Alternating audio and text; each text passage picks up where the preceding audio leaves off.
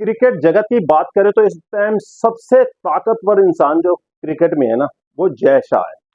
जय शाह है, मैं सही कह रहा हूँ आपको, इससे ताकतवर इंसान इस टाइम क्रिकेट पे, जो क्रिकेट की दुनिया में नहीं है कोई।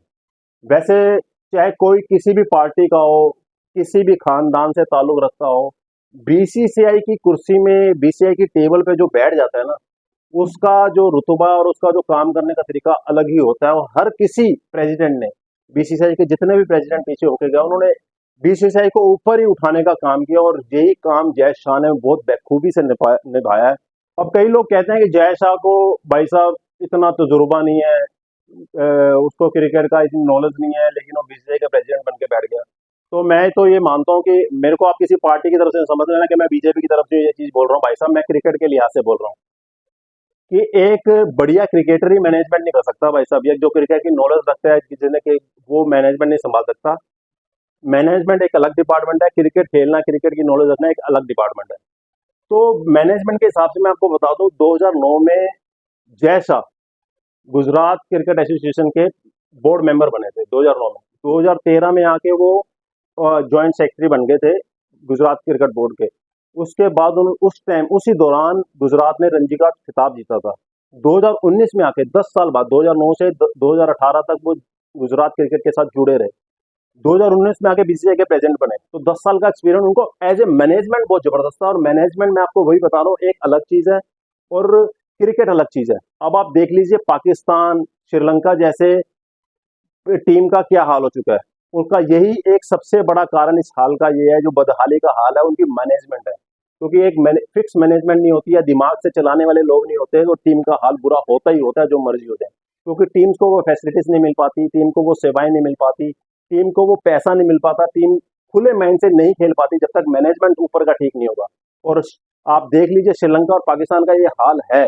आए दिन उनके कोच चेंज होते हैं, आए दिन उनके कप्तान चेंज होते हैं, आए दिन उनके सिलेक्टर्स चेंज होते हैं, आए दिन उनके बोर्ड के प्रेसिडेंट चेंज होते हैं।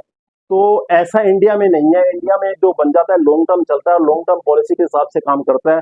और वही जय शाह ने किया, अपनी पॉलिसी को मजबूत किया, अपनी टीम को स्टैंड करने में मजबूत किया, अपने टीम का जो झंडा जहां गाड़ दिया, तो वो गाड़ दिया। इसमें भाई बीसीसीआई हिलेगी नहीं। एशिया कप में देख लो, हमने कह दिया कि पाकिस्तान नहीं जाएंगे तो नहीं जाएंगे, चाहे हमें टूर्नामेंट कैंसिल करना पड़े, आपको जो मर्जी करना पड़े, हम नहीं जाएंगे, तो नहीं गए। तो कहने का मतलब, जो स्टैंड लेते हैं ना भाई साहब, वही आगे बढ़ते हैं। और वही चीज बीसीसीआई ने करके दिखाई। और आपको मैं बताऊं कि जब हम 2023 का वर्ल्ड कप हारे, उसके बाद रोहित शर्मा, विराट कोहली और राहुल द्रविड़ का टाटी बाय बाय होने वाला था सिलेक्टर की तरफ से। सभी तरफ न्यूज पे चल रहा था कि अब इनको हटाया जाए, नए यंगस्टर को चांस दिया जाए। लेकिन एक अकेले जय शाह थे, जिन्होंने इन तीनों को बैक किया था। और उनको भरोसा था, और उन्होंने पहले ही बोल दिया था। इकलौते इंसान थे जिन्होंने बोला था कि 2024 में बारबाडोस में इंडिया का झंडा गाड़ा जाएगा जीत का। और वो रोहित शर्मा ने किया। आपने देखा होगा, वहां झंडा गाड़ा वो जय शाह के कहने पे गाड़ा गया, क्योंकि उसकी प्लानिंग उस हिसाब से थी। जो बैक जय शाह ने राहुल द्रविड़, विराट कोहली और रोहित शर्मा को दिखाया, और उस वर्ल्ड कप का आज हम देख रहे हैं कि आप हाथ में लेके खड़े हैं और छाती तान के खड़े हैं दुनिया के सामने कि आओ, हम इस टाइम T20 क्रिकेट के बादशाह हैं, हमने इस वर्ल्ड कप को जीत लिया। अब जय शाह ने बीसीसीआई के लिए, भाई साहब, टीम के लिए बहुत कुछ कर दिया, बहुत कुछ कर दिया है। कि एक टाइम होता था जब टीम इंडिया के बाद अगर हम बात जाते थे खेलने के लिए किसी दूसरी कंट्री में, तो जो कोकाबुरा की बॉल होती है ना, वो हमारे पास लिमिटेड होती थी, इतनी नहीं होती थी कि हम परचेज करके प्रैक्टिस कर सकें, प्लेयर बढ़िया से प्रैक्टिस खेल सकें उस बॉल के साथ। ऐसा हाल था बीसीसीआई का, ऐसा उस समय चलता था। लेकिन आज वो माहौल है बीसीसीआई का कि अगर उसको अपने प्लेयर को प्रैक्टिस करानी हो, तो एक अलग से स्टेडियम बुक कर देती है कि मेरे प्लेयर जहां प्रैक्टिस करेंगे, किसी चीज में कॉम्प्रोमाइज नहीं होगा।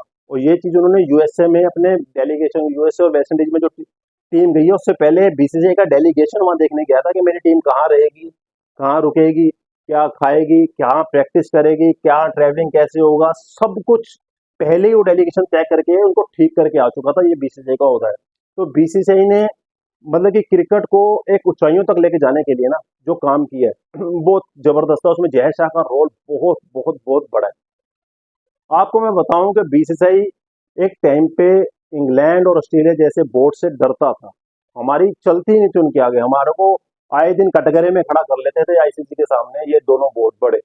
लेकिन जब से आईपीएल आया 2007 में, उसके बाद जो माहौल बदला बीसीसीआई का, उसके बाद जो पैसे की बरसात हुई बीसीसीआई की, उससे क्या हुआ कि हमारे पास ताकत आ गई। अब इंग्लैंड, ऑस्ट्रेलिया जैसे, आईसीसी जैसे हमारे दरवाजे पे खड़े रहते हैं कि बताइए जी क्या करना है, कैसे करना है, क्यों करना है। खड़े रहते हैं, आपको बता दूं तो मैं, क्योंकि जिसके पास पैसा है उसके पास पावर है, और जिसके पास पावर है उसका ही हुक्म चलेगा, वो बीसीसीआई करती है। और आपको सुनने में बहुत मिल रहा होगा कि इस वर्ल्ड कप में आईसीसी ने बीसीसीआई का बहुत फेवर किया, बहुत फेवर किया। वैसा फिर फेवर करे भी क्यों ना, आईसीसी ने किया नहीं, हमने करवाया है। हमारी टीम जहाँ जाएगी खेलने, हमें अपने हिसाब से खिलवाना है उसको, ना कि किसी के बोर्ड के या किसी के कहने पे खिलाना है। अब ऑस्ट्रेलिया, पाकिस्तान, न्यूजीलैंड या इंग्लैंड जैसी टीमें ऐसा नहीं करती, लेकिन बीसीसीआई करता है, अपने प्लेयर के साथ पूरा स्टैंड करता है। वो पूरा बैक करता है अपने प्लेयर्स को। अब यहाँ तक कि आप वुमेन क्रिकेट को भी देख लीजिए, बीसीसीआई में जब जय शाह आपके प्रेसिडेंट बने हैं, उन्होंने बीसीसीआई के जो वुमेन क्रिकेट टीम है जो हमारे इंडिया की, उनकी सैलरी ऑलमोस्ट जो लड़के खेलते हैं उनकी सैलरी के बराबर कर दी है। ये उन्होंने फर्क खत्म किया है, तक कि महिला क्रिकेट को बढ़ावा मिले, महिलाएं आगे आए, बढ़िया तरीके से खेलें। उसके लिए मेरे को याद है कि ऑस्ट्रेलिया इंडिया के टूर पे आई थी, उस मैच में बीसीसीआई ने स्टेडियम की एंट्री फ्री कर दी थी कि ज्यादा से ज्यादा लोग देखने के लिए जाएं, ज्यादा से ज्यादा लोग मैच देखें।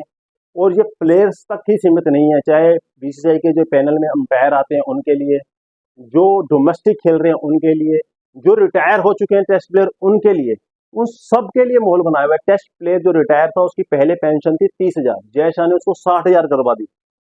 जो डोमेस्टिक प्लेयर खेलते हैं उनको पेंशन मिलती थी 15,000, उसको 30,000 करवा दी।